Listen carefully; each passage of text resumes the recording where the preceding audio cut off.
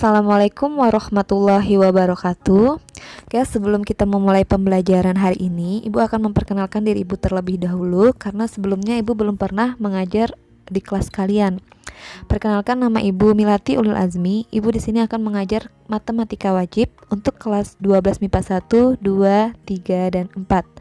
Untuk aturan-aturan yang telah Ibu berikan bisa kalian baca di deskripsi kelas e-learning masing-masing. Nah, untuk materi-materi yang akan kita pelajari selama semester 1 dan semester 2 ini, nah karena kelas 12 ini kan waktunya singkat.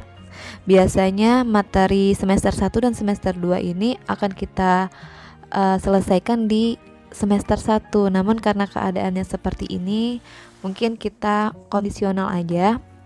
Nah, untuk materi semester 1 sendiri itu ada dimensi 3 dan statistika. Itu sudah kalian pelajari juga, statistika dan dimensi 3. Jadi kita agak mengingat-ingat sedikit yang kemarin-kemarin.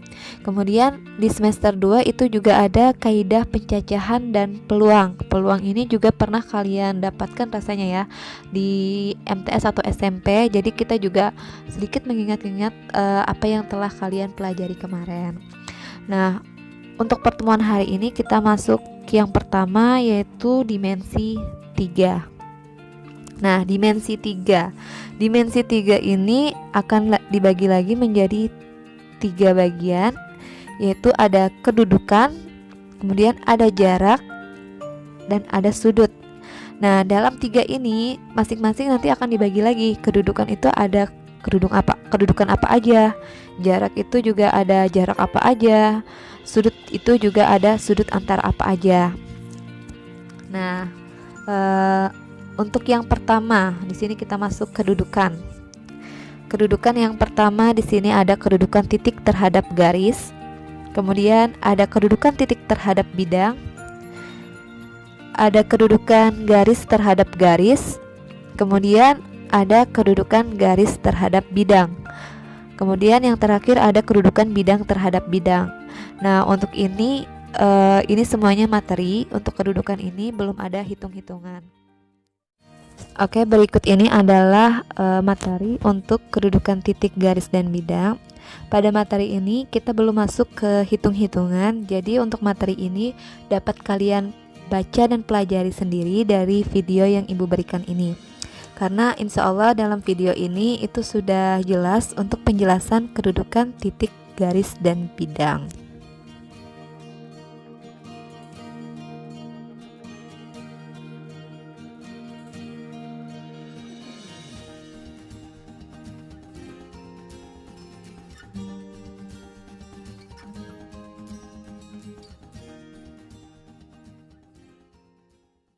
Oke, sebelum masuk ke materi jarak, di sini Ibu akan mengingatkan sedikit tentang unsur-unsur kubus.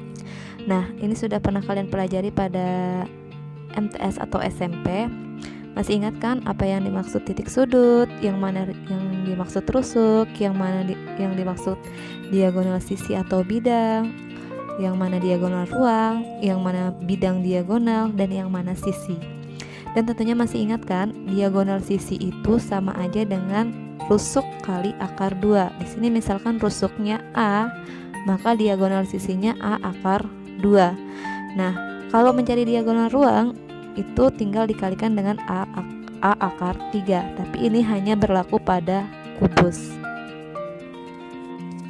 Nah, sekarang kita masuk pada jarak.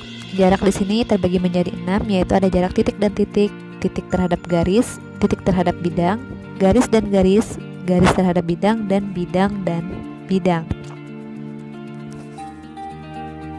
Oke, yang pertama di sini ada jarak titik dan titik atau jarak antara dua titik. Di sini ada titik A, kemudian ada titik B. Untuk mencari jarak titik A ke titik B ini bisa kita tarik garis lurus, yaitu dari A ke B, sehingga menjadi seperti yang pada video ini. Nah, jadilah dia menjadi ruas garis AB. Maka jarak titik A ke titik B itu sama saja dengan panjang ruas garis AB. Ya, sekarang kita masuk untuk contoh yang pertama, yaitu contoh jarak antara dua titik. Di sini diketahui kubus ABCDEFGH mempunyai panjang rusuk 12 cm, di mana diketahui titik P terletak pada pertengahan rusuk AB. Tentukan jarak titik E dan titik P dan jarak titik P dan titik G. Oke, kita akan membahas contoh soal yang pertama. Di sini soalnya ada kubus ABCDEFGH mempunyai panjang rusuk 12 cm, di mana titik P terletak pada pertengahan rusuk AB. Tentukan A. Jarak titik E dan titik P, B. Jarak titik P dan titik G. Soalnya bisa dilihat di samping penyelesaiannya situ. Nah, untuk langkah pertama, untuk kita memudahkan menyelesaikannya, kita gambar dulu kubusnya, kubus ABCDEFGH. Kalian masih ingat kan cara menggambar kubus? Ini sudah pernah diajarkan di MTS atau SMP. Nah, diingat-ingat lagi ya untuk cara menggambarnya, karena di sini berpengaruh untuk menentukan apa yang ditanya. Nah, untuk meletakkan titiknya di sini kita gunakan huruf kapital A, B, C, D. Jadi titik sudut itu menggunakan huruf kapital. Nah, kalau awalnya dimulai dari titik A, berarti A-nya di situ, E-nya berarti harus sejajar dengan A. Nggak boleh, jangan zigzag, nggak boleh zigzag. Berarti E-nya di situ kan, E, F, G, H. Nah, itu adalah dengan panjang rusuk 12 cm dan titik P terletak pada pertengahan AB. Titik P-nya terletak pada pertengahan AB. Karena dia di tengah-tengah, maka dia akan membagi AB sama panjang, yaitu menjadi 6 cm, 6 cm. Kemudian kita lihat yang A. Yang A di situ ada jarak titik E dan titik P. Nah, di situ ada titik E dan di situ ada titik P. Karena di sini jarak titik E dan titik P, berarti kita tarik garis E ke P. Nah, kita lihat E ke P di sini berhubungan dengan AE dan AP, maka dia akan membentuk segitiga siku-siku APE dengan siku-sikunya di A. AP-nya sudah diketahui 6 cm dan AE-nya juga 12 cm.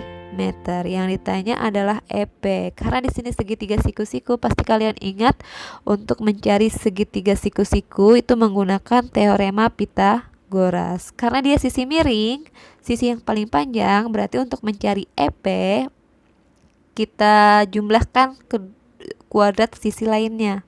Berarti AP kuadrat ditambah AE kuadrat. AP-nya di situ ada 6 kuadrat ditambah 12 kuadrat. Jadinya 36 ditambah 144, jadi EP kuadrat itu sama dengan 100 berapa? 180.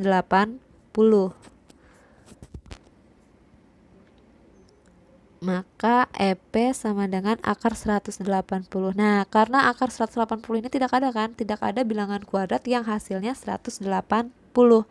Maka cara mengakarkannya, kita cari perkalian yang hasilnya 180, dua buah bilangan dengan salah satunya adalah bilangan kuadrat, yaitu 36 kali 5.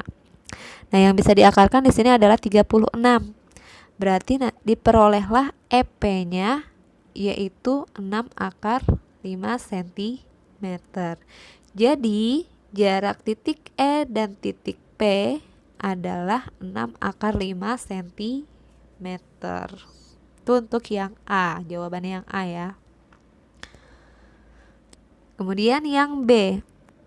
Yang B, di situ ada jarak titik P dan titik G. Jarak titik P dan titik G.